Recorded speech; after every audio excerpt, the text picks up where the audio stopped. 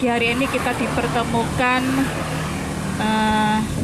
dalam suasana yang cerah di pinggir sawah, di pinggir jalan, dalam kegiatan ubinan aplikasi pemakaian biosaka pada tanaman padi. Assalamualaikum warahmatullahi wabarakatuh. Yang saya hormati Bapak Kepala Dinas, Pak Eko Satu PSP, dan teman-teman penyuluh yang ada di Kabupaten Lumajang. Tidak lupa juga yang saya hormati Ketua Perhutani, Tuan Rumah BPP Tekung yang saya hormati. Kami menyampaikan tentang kegiatan biosaka di lahannya Pak Eko di Desa Kelompok Arum, yang mana dulu sempat kita rencanakan meskipun belum terlalu intensif. Di lahan yang kita lakukan kegiatan aplikasi biosaka ini, kita mengaplikasikan dalam satu musim sebanyak 7 kali. Cuman memang belum stabil dalam waktu aplikasinya. Awal aplikasi pada umur 15 hari, berikutnya ada yang setan 15 hari, ada yang setannya 10 hari, ada yang setannya 20 hari. Terakhir Mas Wawan, camat ping piro asine aplikasi, standarnya 6-7. Wis yo seminggu sepisan, monggo. Jadi tidak stabilnya di situ. Karena memang kebetulan Mas Wawan juga tidak banyak temannya. Kadang-kadang saya kalau udah repot ya ikut bantu. Biosaka ini kami buat bareng-bareng dulu, yang kebetulan yang ngeremet ya Mas Wawan sendiri. Alhamdulillah waktu itu jadi.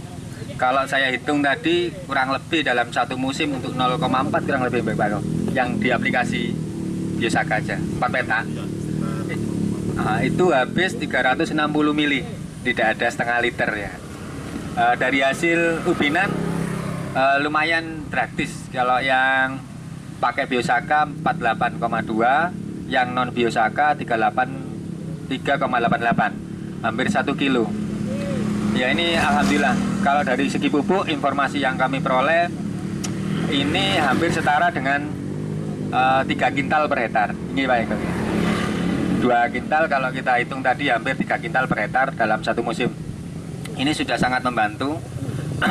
Kami sih berharap nanti ke depan biosaka ini akan hadir di setiap BPP atau kecamatan, entah itu sifatnya massal atau demplot. Karena kebetulan kami juga mengikuti grup biosaka yang satu yang langsung dipandu oleh Pak Ansar dan Pak Suwandi selaku Dirjen Pangan. Ada beberapa kali uji di mana ada yang menggunakan 20% pupuk kimia, 30% pupuk kimia, 50% pupuk kimia, dan 100%. Hasilnya hampir sama. Hampir, tapi tidak sama, cuma hampir sama dengan pemakaian biosaka yang sama. Dalam hal ini berarti kan kalau memang biosaka ini versinya katanya Pak Ansar dulu waktu di Sumber Suko waktu hadir, bahwa biosaka adalah produk yang bukan ditargetkan untuk produksi, untuk peningkatan produksi, tapi menyelamatkan hasil dengan biaya semurah mungkin. Kalau tadi bahasanya bisa 20% itu hasilnya sama dengan yang 100%, kenapa tidak pakai 20%? Seperti itu. Sehingga petani ke depan tidak sampai beli non subsidi. Kalau subsidinya 350 sudah lebih dari cukup kalau yang dilakukan oleh Pak Eko, karena Pak Eko pakai 300. Sementara subsidi nanti kurang lebih dropnya 350. Berarti ini sudah lebih dari cukup. Ini momen bagi kita untuk mengenalkan ke petani supaya tidak ribet masalah pupuk. Toh biosaka ini hampir nol. Mungkin biayanya kalau belum punya timba ya beli timba saja. Kalau sudah punya berarti tambah biaya.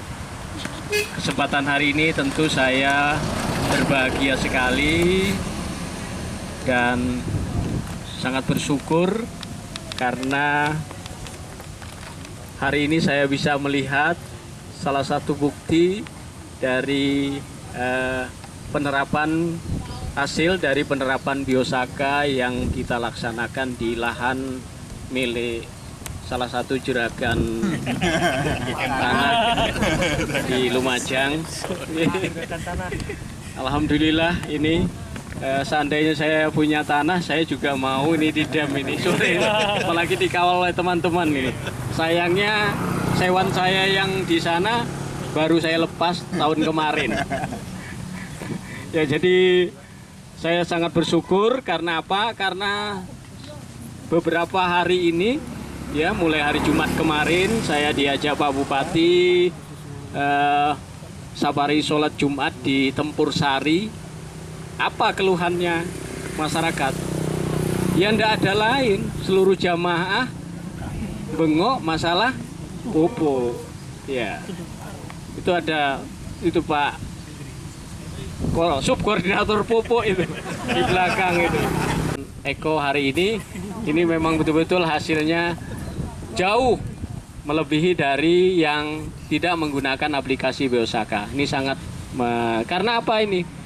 Karena nun sewu di aparatur kita sendiri ini masih banyak yang belum yakin kalau Biosaka di uang pertanian dewe loh, masih belum yakin Biosaka ini bisa berhasil. Nah, ini perlu terus kita lakukan, kita gencarkan. Apalagi tadi informasi di beberapa daerah ini di backup oleh gubernur, oleh bupati. Ini kalau di grup memang gitu ya Mas. Semua daerah sudah sekarang melaporkan hari ini aja ini Kabupaten Malang sama Kabupaten Magetan ini mengirimkan video pelatihan massal Biosaka di wilayahnya. Nah, tapi kita hari ini akan mengirimkan video panen hasil Biosaka. Ya. Jadi saya rasa ini saya berharap melalui teman-teman para penyuluh yang juga terhimpun di Perhiptani, saya ingin dan berharap mari kita sama-sama sebarluaskan ilmu ini, karena kalau ilmu ini sangat bermanfaat insya Allah.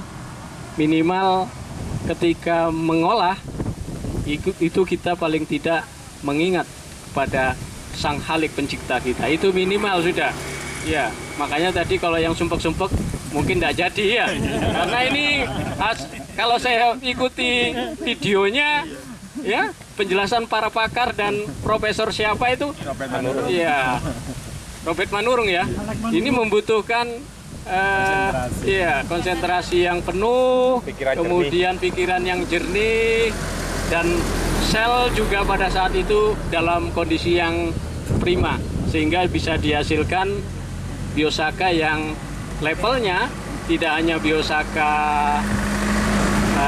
level 1, tapi bisa menghasilkan Biosaka yang lebih tinggi, yang itu dinamakan Biosaka Nuswantara itu.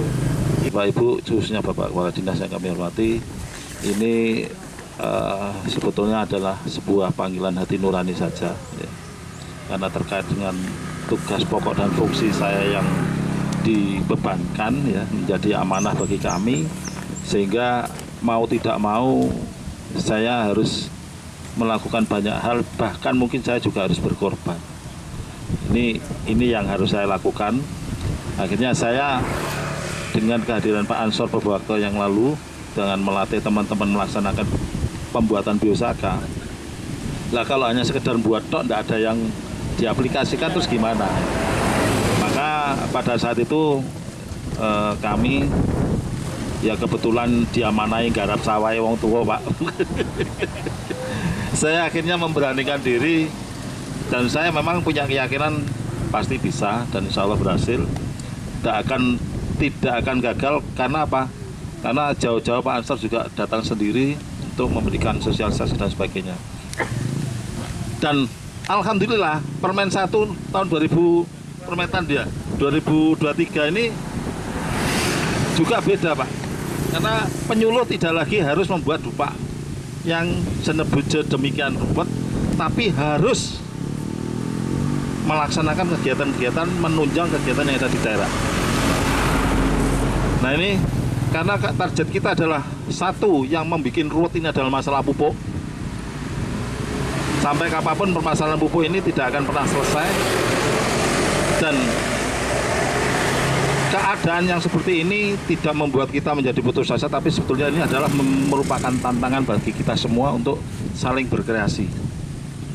Saya tidak membatasi untuk melakukan pembuatan biosaka, tapi biosaka adalah salah satu alternatifnya.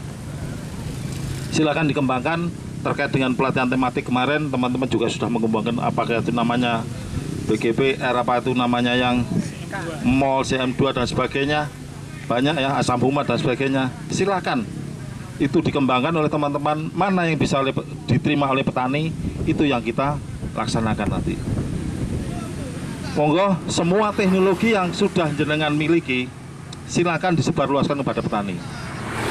Saya sempat kemarin ngomong-ngomong kepada Ketua Perhutani Pak Kadis, ya. Iki nek tak florno dik ini berarti kudu dilaksanakan karena saksinya adalah Pak Kadis sendiri.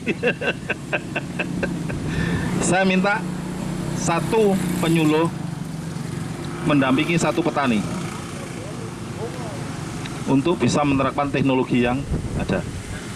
Terserah mau pakai biosaka, mau pakai yang lainnya, silakan. Yang penting semua teman-teman harus mendampingi satu petani, minimal satu petani dalam 1 tahun untuk sampai dia mampu dan minded dan mandiri untuk melaksanakan. Untuk selanjutnya adalah bahwa petani yang sudah didampingi mampu menjadi influencer atau memberikan pengaruh kepada petani yang lain untuk bisa mengembangkan. Harapan saya 2-3 tahun ke depan, kalau teman-teman bisa konsisten mendampingi petani seperti ini, insya Allah permasalahan pupuk tidak akan ada masalah, dan insya Allah hasil pertanian kita juga akan semakin baik dan meningkat. Malam atau kabalan Rabbana atina fid dunya hasanah wa fil akhirati hasanah wa qina adzabannar wa jannata ma'al abrar ya asis ya rabbal alamin subhan rabbil izzati wa salamun